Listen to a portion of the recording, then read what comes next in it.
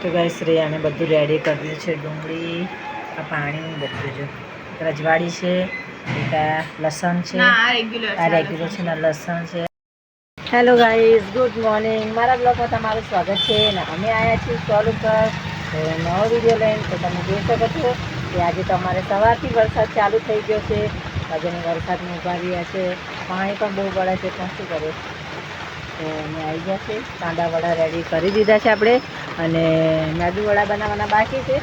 અને શિવન ગયા છે સૌમ્યને લેવા, કારણ કે આજે એની તબિયત સારી નથી. તો સ્કૂલમાંથી ફોન આવ્યો છે તો એ લેવા ગયા છે. તો અમે સવારથી વરસાદ થઈ ગયો છે. જો ચાલુ જ છે વરસાદ અમારે અહીંયા આગળ. અત્યારે તો વરસાદને બધું પલળી ગયું છે, પણ હવે ઊભા રહ્યા છે આજે. જોઈએ હવે વરસાદ થોડો બંધ થઈ જાય તો સારું રહે. તો આવું ના જ રહેશે આજે. તો તમે તો થોડી વાર આગળ છીએ આજે. તો કેટલા વાગ્યા સુધી તો ખબર નહીં, અને પછી જતા રહીશું ઘરે, કારણ કે વરસાદ નામ રહેતો હતો. તો જીવન જલ્દી આવી જાય તો આપણે પછી મેદુવાળા રેડી બનાવી દઈએ. તો ભાઈ તો ઘરે આવી હતી સાંભળવા માટે, કારણ કે વરસાદ છે. તો હું લઈને જતી રહ્યો છું. આ છેલ્લો વર્ષ સાંભળશે એટલે સમય તો ઘરે આવી ગયો છે. મેં કીધું હતું કે તબિયત સારી નહીં, તો સમૂહ ત્યાં ઘરે આવી ગયો છે. સમૂહ શું થાય, એટલે પેટમાં દુખતું હતું હે ને? તો હા, આજે તો બહુ કશું ખાધું નહીં, તો તને દુઃખ પચડ્યું હતું હે? જવું જ દવાખાને આપણે નહીં જવું? ભાઈ જેમ દવાખાને નહીં જવું, તમને ખબર નહીં કહેશે કે સારું થઈ જશે. તો અત્યારે તો જોઈએ એના માટે ખીચડીને ભાત બનાવો. દાળ ભાત ખાવો છે? ત્યાં માટે દાળ ભાત બનાવું છું. ત્યાં સુધી સાંભળ આપીને આવું છું. અમે આવ્યો છે ટ્યુશન જવા માટે. તો ટ્યુશન જવાનું છે, પણ એને છે ને મેં કીધું તબિયત સારી નહીં, તો ઢોસો ખાઈ લે. તો એ ઢોસો ખાય છે. ફોટા પાડ્યા હતા ને ખવડાવ્યા.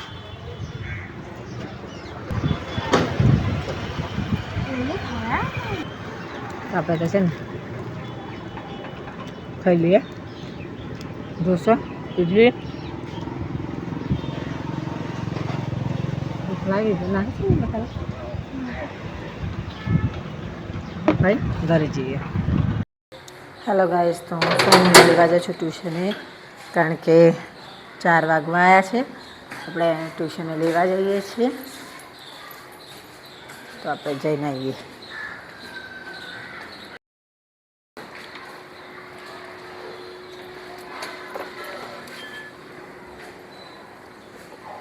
તો ગાઈસ અત્યારે આપણે જઈશું.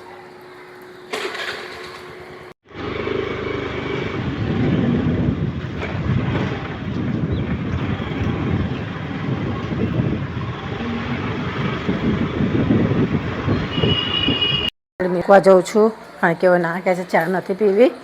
તો શું હું રેડી થઈ આવે છે. જો તો આપણે તેને સમૂહ મૂકી આવીએ, અને પછી આવીને ચા બનાવું છું. બરાબર સૌમ્ય, તને પીવી ને ચા? તો હા, હું તને આવું છું.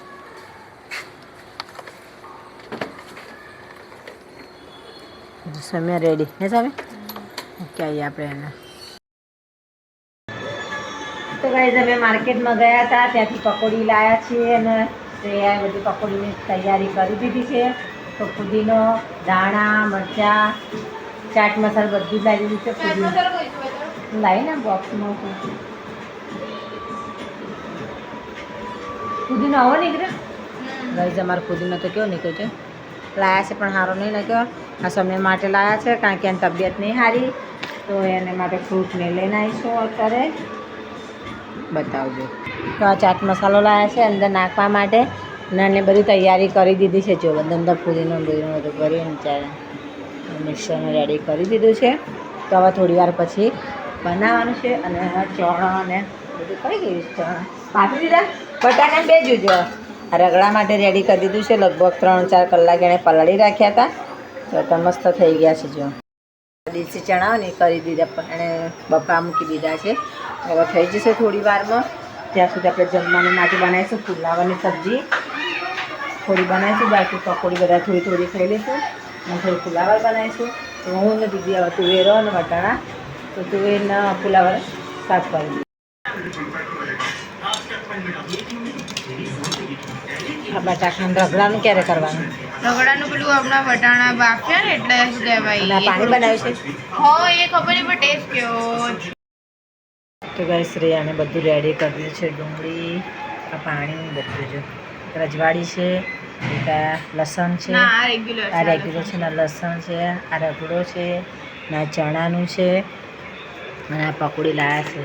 તો તમને કેવી લાગી પકોડીનું બધું તો તમે કમેન્ટમાં જરૂરથી બતાવજો, અને સારું લાગ્યું હોય તો લાઈક કરો, શેર કરો, લાઈક કરજો, શેર કરજો, રેસીપી જોઈતી હોય તો કમેન્ટ કરજો, અને રેસીપી જોઈતી હોય તો કમેન્ટ કરજો, અને ચેનલને સબસ્ક્રાઈબર કરવાનું ભૂલતા નહીં.